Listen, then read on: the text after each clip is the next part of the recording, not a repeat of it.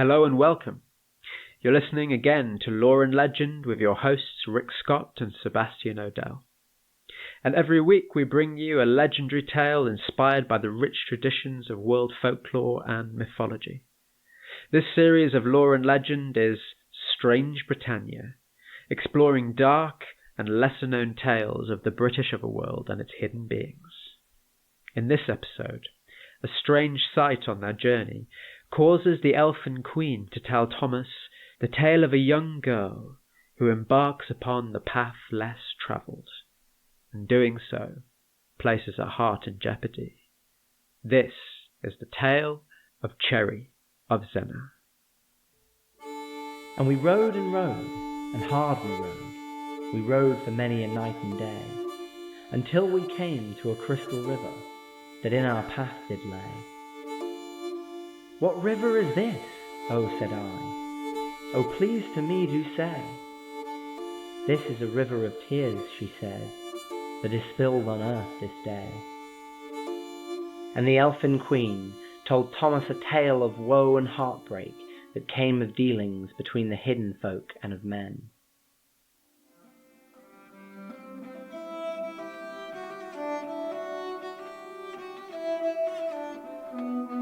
Our tale begins on the north coast of Cornwall, in a little village called Zennor. In the village of Zennor, there lived a poor farming family, a husband and wife, who had 13 children. But with 13 children to provide for, all of them had learned not to expect very much. All of them, that is, except one. Their daughter Cherry was a willful girl and would not accept the life of poverty and drudgery that awaited her siblings in Zennor. When she turned 16, she abruptly announced that she was leaving home, that she would seek work as a servant. Her mother tried to convince her otherwise, to stay nearby, maybe settle down with a nice young man from the neighbouring village of Towardnack. Cherry refused, stating plainly that Towardnack was a dull place, full of dull people. Instead, she would head south, over the hills they call the Lady Downs. And in this way, she set off into the world to make her fortune. As she went, she neglected to remember only 3 things. Firstly, that she had no idea where to find the sorts of people who might want to employ her. Secondly, that she'd never seen a map, much less been able to read one. And thirdly, that she had never set foot on the Lady Downs before in her life. And so, as you might imagine, our heroine was soon very lost. She had taken turn after turn, but she found no houses, and all day she passed not one person to ask for directions. She thought that perhaps she should give up and just go home, but she no longer even knew which direction home was. She came to a crossroads. She could go straight on, she could turn left, she could turn right, but she didn't know what lay down in any of those directions. And so instead, she stopped here. She sat down alone at the crossroads, and she began to cry. No sooner had she done so than there was a man beside her, and his voice called out to her, "My dear young maiden, whatever grieves you so?" When she opened her eyes, she saw the man stood beside her. His presence startled her, but she was quickly drawn in by his appearance, which was elegant in every manner, from his delicately arranged hair to his fine clothes and shoes. He looked concerned, and she was touched that such a gentleman would attend to her. "Well," she sniffed, I came here looking for a job as a servant, but I'm lost now, and I don't even know how to get home." "What a marvellous stroke of good fortune," the man replied, "for you have come upon the Downs seeking work, and I have come here to find a servant. You see, my current servant is old and very frail. She must soon leave us, and I still need someone to look after my little boy." His voice was enchanting to listen to, rich and soft and a little mysterious. He went on, "You would do me a great favour by accompanying me to my home and taking on old Prudence's tasks." Now Cherry, who had in a matter of seconds gone from despair to success, did not pause to wonder why she had not seen this man before he appeared next to her. She did not ask him where his home was. She agreed straight away, and she accompanied him as they set off from the crossroads, taking the path that led on through the trees, seeming to run downhill for quite a long time, even though the Lady Downs are not particularly tall. As they walked on, the path became ever more winding, and the trees around drew closer and closer in, until the light from the sun was cut out entirely by the canopy above. It was at this stage, when it was getting altogether too dark to see, that her new master stopped her in her tracks. He pointed down, and she looked to see that she had nearly stepped directly into a wide river.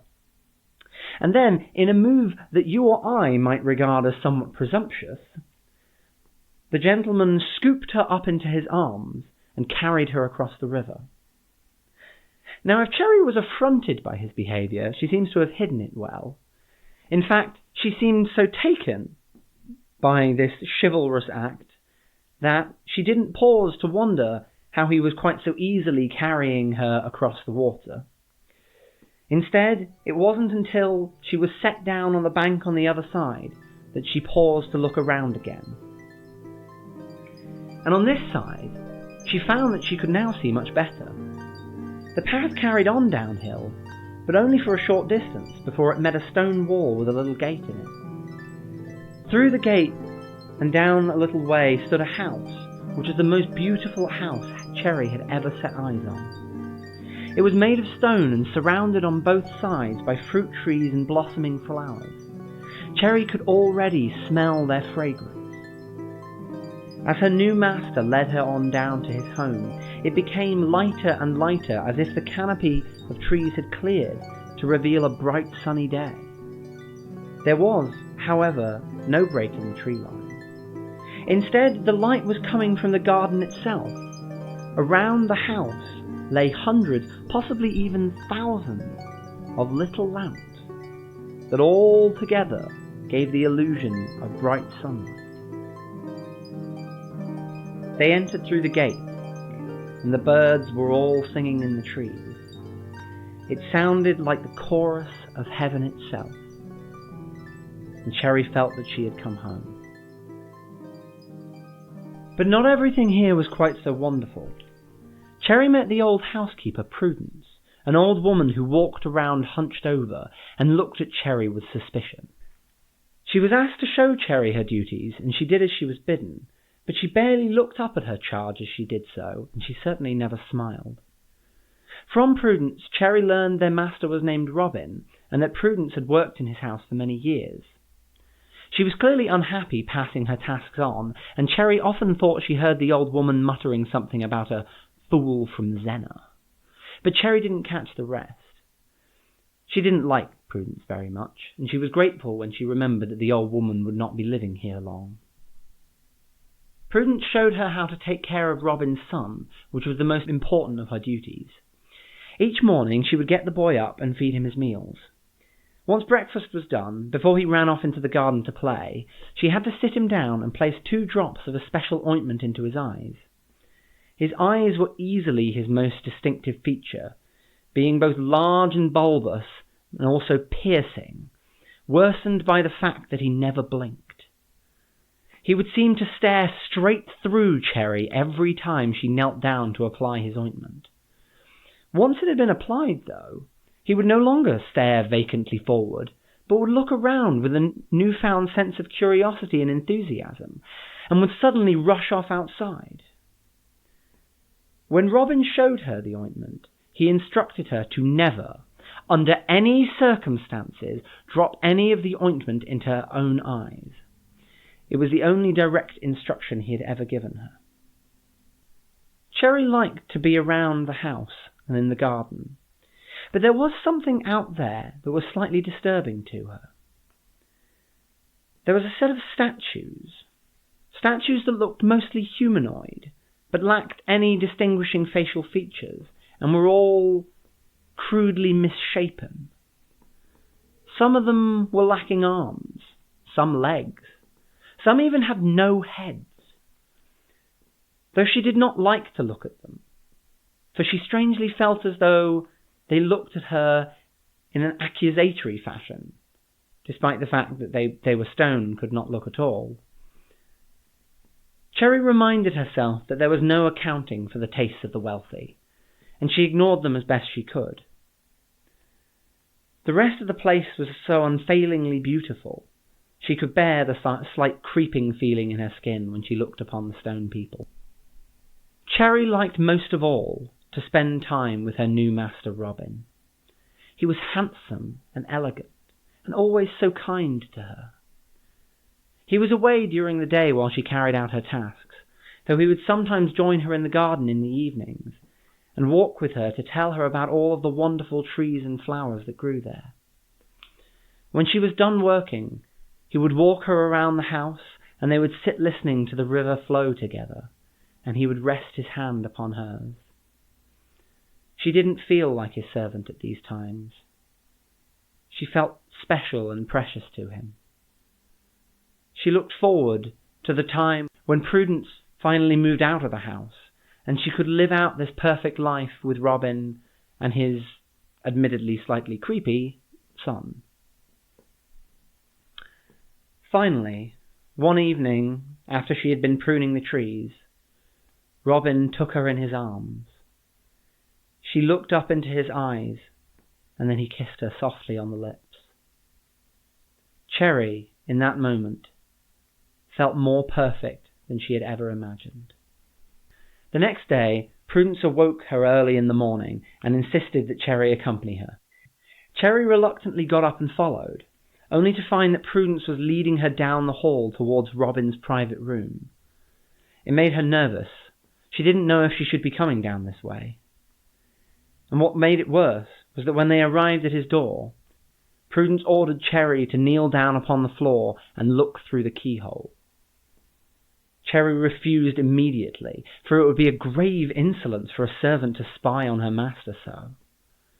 Prudence shook her head impatiently. "I've shown you many things since you came here, and I have only one more thing to show you." Cherry supposed that if it might make the old lady leave sooner, she must accept and bear the impropriety of her task, just this once.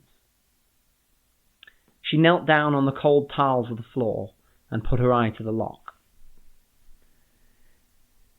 Then the door swung open, clouted Cherry upon the forehead, and she fell unconscious.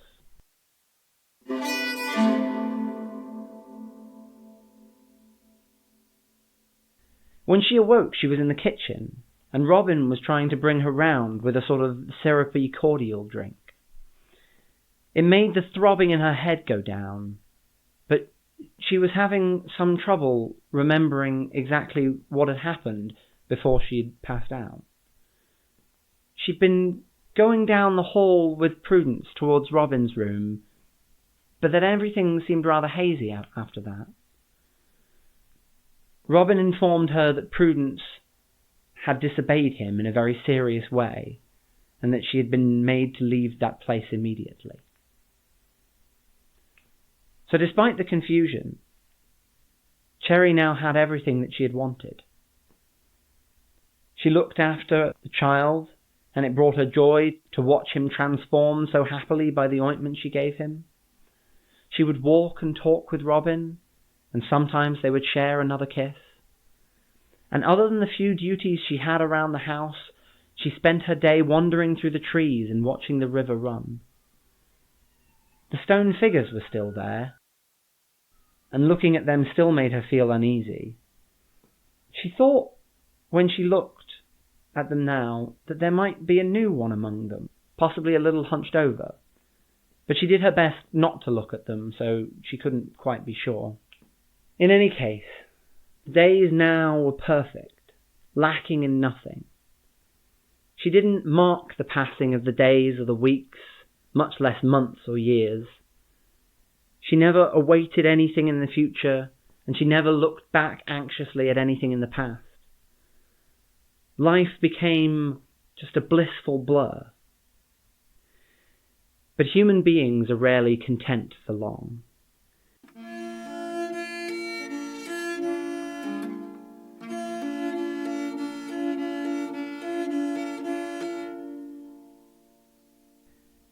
When Cherry was first given the instruction to never place any of the ointment into her own eyes, it seemed absurd. Her eyes worked perfectly fine. Why should she want to place medicine into them? But as she went on and as she applied the ointment to the young boy, she noticed what a change it brought about in him, and it did make her wonder what it might be like to try it out herself. Of course, it was a foolish notion, and the small inconvenience of not finding out what might happen if she applied it to her own eyes was a tiny price to pay for the wonderful privilege of getting to live here. But as we all know, when you try to put a foolish notion from your mind, there's nothing that can keep it away. It only comes back all the stronger. And Cherry was soon fighting to keep the notion from being on the forefront of her mind at any given moment. That blissful blur that she had been living in was suddenly disrupted. And soon she felt like she could only really be happy if she finally sated her curiosity, just enough to quiet the thoughts in her mind. And then she would never have to disobey Robin again.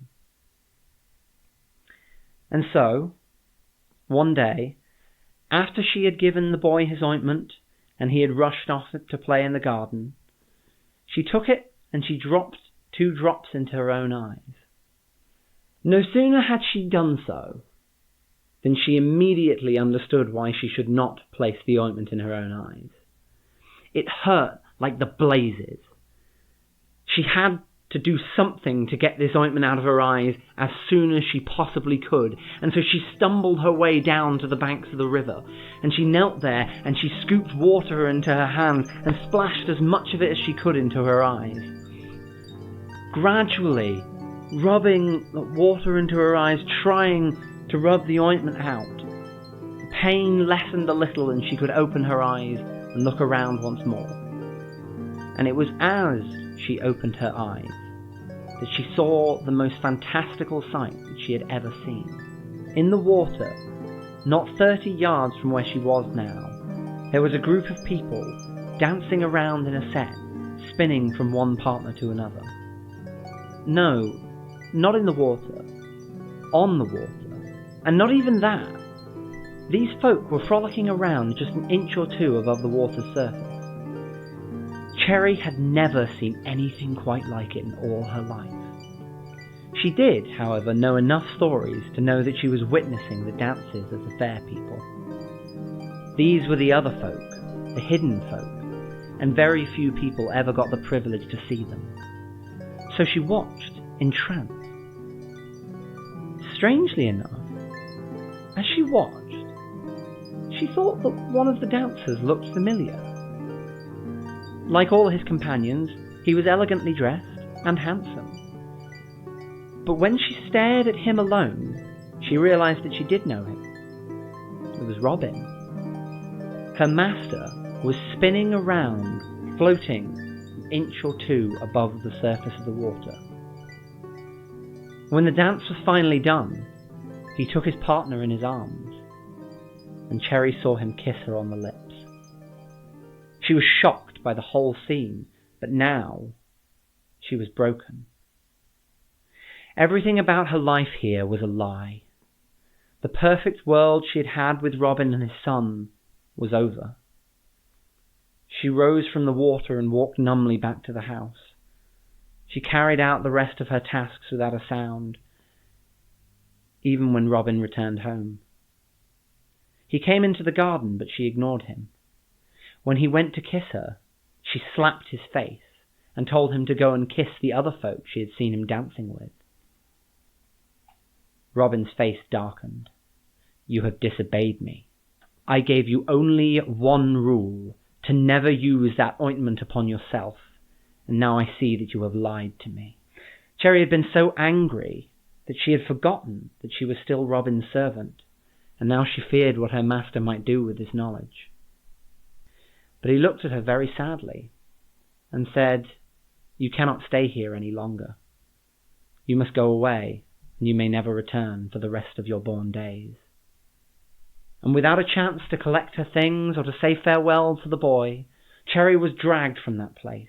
Robin took her over the water, back up the path, uphill, further up, until they were back on the Lady Downs at the crossroads once more. He cast her out of the forest, and there he left her. She looked around. She could go straight on. She could go left. She could go right. But she could not go back the way she had come, for that path was now gone. No way led back through the trees. It is not known how long Cherry sat here. We do know that she was eventually found, because at some point she returned home to Zennor. Though her parents were overjoyed to see her again, Cherry did not share in their joy. From that day forth, Cherry did not share in any joys of the earth. And when the nights fell, she would wander around the Lady Downs endlessly, searching for that path that she could never find, searching for that way back into the kingdom she was banished from, a world that was lost to her forever.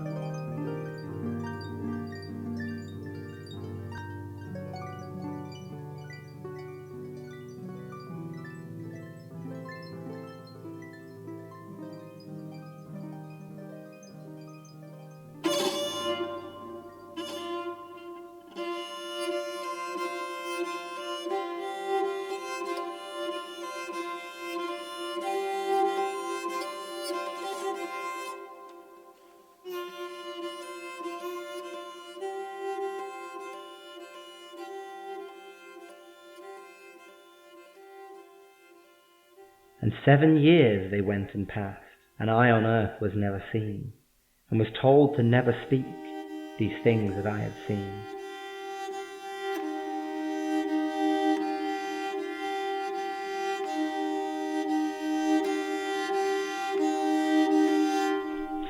So, tell me about what attracted you to this tale of Cherry of Zennor.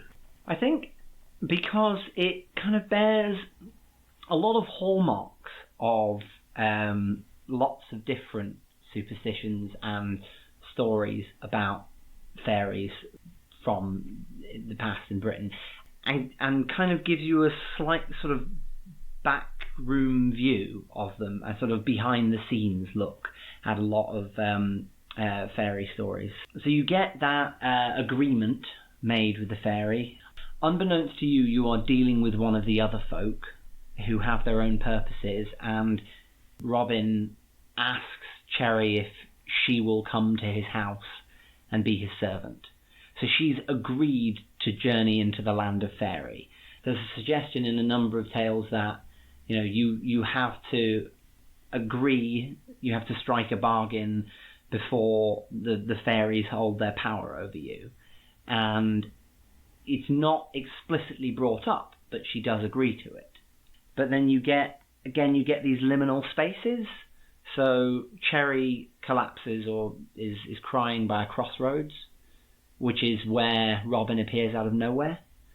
They cross a river down in the greenwood to get to his house, and you didn't see the house before then. So you have this sense that you have entered a new space when the river is crossed. You could be forgiven for thinking maybe she just wasn't paying attention. It was dark, she wasn't looking. You also get, and this is from the versions of the story that I've read, they go downhill quite a long way, further than she thinks that the hills really do go down. So you get this sense that you've gone underground, despite the fact that it's still light, as though it were day, when they arrive. So you get a lot of subtle hints as to what's going on, but you don't actually get told until a bit later on. The other things I was going to say is attentive and knowledgeable listeners will have noticed that the fairy's name is Robin, which is almost certainly a reference to Robin Goodfellow, the sort of hobgoblin character who's a sort of trickster fairy. And you're told that he goes off in the middle of the day, and she doesn't know where he is, and then he comes back in the evening, which is fairly standard behaviour for human relationships at the time. But there's almost a suggestion that probably he's out playing tricks. That's not an aspect that we see in that tale of Robin. I suppose in a sense it almost reminds me, now that you mention it, a little bit of the character of Mr. Fox. He is a ruffian in gentleman's clothing. Yeah, absolutely. Or a jester or sprite in gentleman's clothing in this instance. Yeah, well, that's the interesting thing, because if he is a Robin Goodfellow in the old in that sense of it, he is that kind of mischievous scamp, but he does come across as this incredibly charming and fair-mannered man, and it sort of gives you the sense of that mischievous character in more, is capable of playing a role that is more urbane than you would otherwise give a creature like that credit for. But then, it goes on. You get this child whose strange, large, piercing eyes match the descriptions of changeling children that was swapped with people's own children. There's the stone people, and you don't get told who they are or where they've come from, but there is a suggestion that these are actual people that have somehow horrifyingly become stranded here, turned to stone. And again, that sort of happens in the background. Happens in the background to this kind of this story, this lovely paradise that this woman is living in, and it has that sort of the narration follows the innocence of the character. She's come to a paradise. It's a wonderful world. Why would she ever want to leave it? But you keep getting these reminders of what that world is actually like. And of course, the other hallmark that it bears is the fairy ointment that grants second sight to the user. So there's a sense in which this is an archetypical fairy tale. Yeah, it brings up a lot of the symbols and movements you would expect to see within a fairy story without necessarily without focusing very much on them. They become part of the background as to what's going on, which I think is quite satisfying in a way. One of the things about Cherry of Zennor is the things that you don't get told. You get these stone figures. Some of them are missing bits of their bodies. The Lord is kissing them. You see that relationship between him kissing her and him kissing the stone people. You get these kind of strange, because they're humanoid stone creatures. So you get this idea that there are people, and they're dancing around, so they are in some way still living, but they've sort of been reduced to something horrible and are being kept here. And that's it's the kind of other side of the coin, the dark side of the coin to the idyllic life that she has here, that seemingly for now she has this beautiful and wonderful existence, but someday she might become a horrible stone figurine that has to just strangely dance around a room, which seems to have happened to lots of other people. I think the story is nicely layered with a sense of threat, because like I say, it's the creepiness, and it's the creepy child.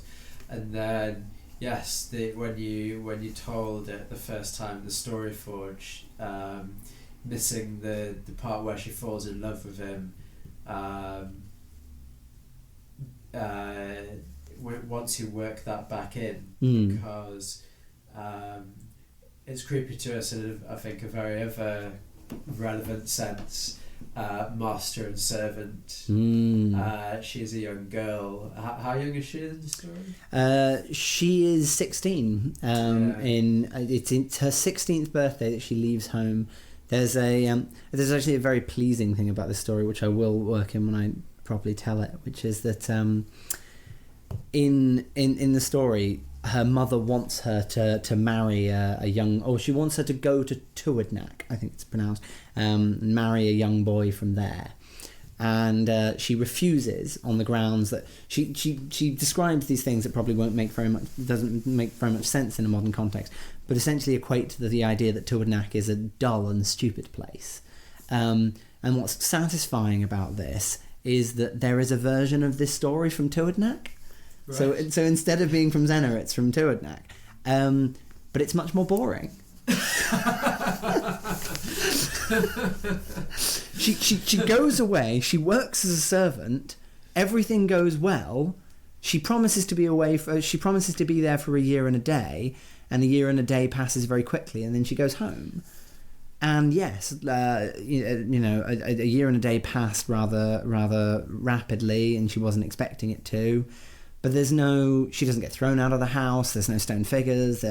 She comes back, and then some people worry about her because she's a bit odd now.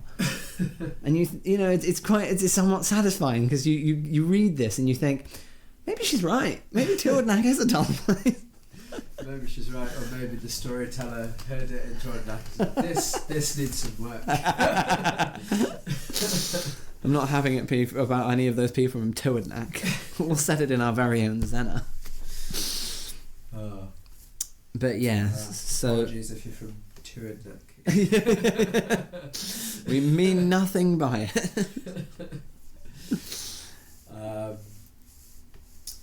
So there's a whole kind of like what we like an inappropriate relationship, so there'd be a looming sense of threat from that, and you should probably just like sort of kind of work on why she's attracted to him as well. What is the pull for her? I think making something of that is probably a good idea, because one of the things is she's trying to get away from the poverty that her family live in, and suggesting that she go to Tuatnach is she's going to meet other people who are quite similar in social status to herself. When she meets him on the Downs, he's charming, he's elegant, he's a gentleman. She's captivated by his wealth and status, I think, is one of the things that's being suggested. But yeah, I think playing up quite how charming he is probably a good idea. I think is actually one of the things that I find slightly disappointing in the story is that because you do have that sense of threat, when she disobeys, instead of something terrible happening, as you're kind of, your mind is already kind of imagining, he just sort of throws her out. So the question becomes then as well, why doesn't she end up as a stone figure? Like, it seems as though, and maybe it's almost a subversion. She dodges a bullet by disobeying him. She's thrown out. Well, I mean, if you say she dodges a bullet, she then leads the rest of her life wandering the moors helplessly. But she doesn't live there and eventually get turned into a stone figure. She doesn't live there until she becomes old and then gets thrown out for a younger model, I think. No, yeah, mate. Because you could, if you wanted to, as a storyteller, if you decide that that needs an explanation, you could add something in. Maybe. Sometimes in these tales, somebody else in the house helps them escape or something. So maybe the child or something. But that's up to you whether you feel it's really necessary and how much you want to depart from the original text. I often shamelessly depart from the original text. I think I've been trying to rein myself in lately, because I too often read a story and go, that's a great story, but it had a very disappointing end. I'm going to rewrite the ending. And you think, you can do that a bit, but you want to preserve the story in terms of what its themes actually are, and such that people kind of have a familiarity with how that tale runs, as opposed to all of these things happen and then something totally different happens, such that, There's a time and a place for that, just not every single time. Yeah. In another detail, which is probably a good thing to... I think telling the story gave me an appreciation of some of the elements in it, which are actually quite relevant. So the ointment rubbed on the boy's eyes, when it says, she felt like he could see more after the ointment was rubbed on his eyes. There's a bit where she has to milk the cow. That's one of her chores. And she doesn't see a cow. And she can't see a cow anywhere. And then the boy, she's tended to the boy. She's given him his ointment. And he's going, well, the cow's over. Just call the cow over. And she's like, there's no cow around. And eventually he convinces her and she calls it. And then all of a sudden it's just there in front of her. Or maybe, it comes... I can't remember exactly how it happens, but it's... Yeah, there's this suggestion that he has the sight to see the cow before she is able to. The fairy ointment is quite an important element in this story. It's one that I mentioned in a previous episode. It was something that I kind of dropped from the telling of Childe Roland, but it appears there and in a lot of other stories about the hidden folk. So what's the significance of that? So it was a popular superstition that there was a salve that you could apply to your eyes, particularly in Scottish folklore, but seemingly also in English folklore as well, that the fair folk produced this ointment, and that when you applied it to your eyes you could see them. It crops up very frequently in stories of human women looking after or otherwise tending to fairy children. So the fairy midwife is the classic tale, and it frequently involves them being given the second sight, and so long as they never reveal that they have it, all is well. But as soon as they open their overly talkative human mouths, consequences ensue, and frequently they get blinded or lose the sight in that eye. It's interesting, the first story that involves a woman being taken away to look after the child of a fairy is actually from the 13th century, and it was recounted by a guy called Gervase of Tilbury. He was the marshal of a French kingdom called Arles, and in that it's a woman in the river who's drawn into the river and then taken prisoner, as it were, and it's eel fat that gets rubbed into her eyes, and at that point she gains the ability to see the other folk as they are. And up until then had seen them as, I think it was a wooden bowl that she followed, which actually turned out to be the fairy who then took power over her. So yeah, this motif of something that you have to put into your eyes to grant you the sight is a very common one. In Childe Roland, it's described as a red liqueur, sort of very reminiscent of blood. And in that, the fairy ointment isn't about seeing it. In fact, brings people back to life, essentially, or helps to break the enchantments that have been laid on them. So perhaps that's a slightly expanded role for fairy ointment in that particular tale, but it is nonetheless a recurring theme. Yeah. I've seen it described as oil, and I suppose the other thing about it in Childe Roland is that the burial mound that they're in seems to reach into the roots of the earth. Yeah. And there's almost a suggestion that whatever this liquid is, that there's something primal and elemental about it, that it is involved with giving life. Yes. A final reason for me wanting to tell that tale is the sense of loss at the wonderful world that she can never return to, but also the then attendant banality of ordinary existence. And I think in some ways that's a thing that's kind of relatable for many people, not that entirely, but that sense of when something wonderful has gone away, everything else sort of looks drab and plain. It's that losing yourself through that endless quest for the world that seems magical and wonderful, such that you can't appreciate any of the ordinary joys of human existence. It's kind of cautionary in that way. Something about the sublime. Ordinary is never good enough anymore. You can sort of see kind of echoes of that motivation in terms of very heavy drug use and things like that. Sort of drawing towards that world that seems perfect and wonderful, as opposed to sticking around and in the boring pedestrian world that you live in. That enchantment, it's an illusion, it's a deception that you practice on yourself as well. You want to live in the fantasy.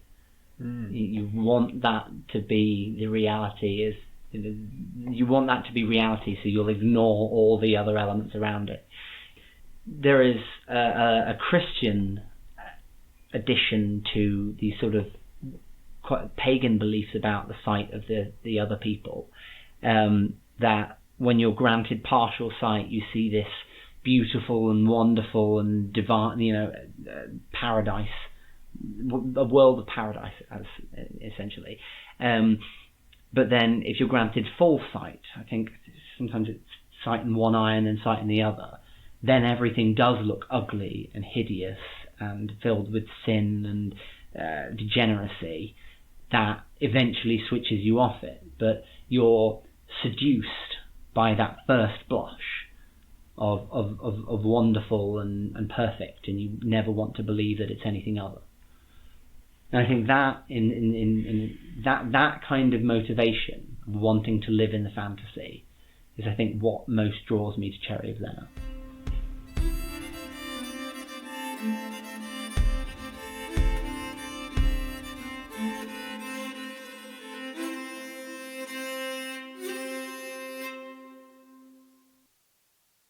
Next week, at last, the dragons are coming. Join us for a gruesome legend from the north of England, the Laidley Worm of Spindleston Heugh. You've been listening to Lore and Legend Episode 6, Cherry of Zennor. Our story today was interpreted and performed by Sebastian Odell. Music in this episode was performed by Robert Bentel. Additional music and sound effects were sourced from freesound.org and freemusicarchive.org. You can find a full list of audio credits on our website. For news about upcoming episodes and more info about our stories and their sources in world folklore, find us at www.loreandlegend.co.uk or follow us on Facebook and Twitter @ofloreandlegend. If you like what you're hearing and you want to hear more, there are a number of ways that you can support us here at Lore and Legend. We're committed to keeping the episodes in the series free of adverts, but if you want to help fund and promote us simply by listening, you can help by listening to us on Podcoin, the podcast app that rewards you for listening to your favourite podcasts and discovering new ones. Listening to episodes will earn you Podcoin currency, which you can redeem for gift cards with retailers like Amazon, or donate directly to charities like Action Against Hunger, the Rainforest Trust, and the Global Fund to End AIDS. Listening to us on Podcoin will also earn us extra Podcoins, and they promote our podcast to lots of new listeners. You can download Podcoin for free on the Android or Apple Store, so it's well worth checking out. Use the code LORELEGEND when you register for 300 Podcoins on us. If you don't want to listen to any ads at all, please consider supporting the podcast through our creators page on Patreon. You can find that at www.patreon.com/loreandlegend. Financial support enables us to keep on telling our stories and will empower us to develop more creative content for you, our listeners, in the future. If you can't afford to support us regularly but want to drop a few coins in the hat, you can do so using our PayPal link at paypal.me/lore and legend. And you can find all of those links on our website.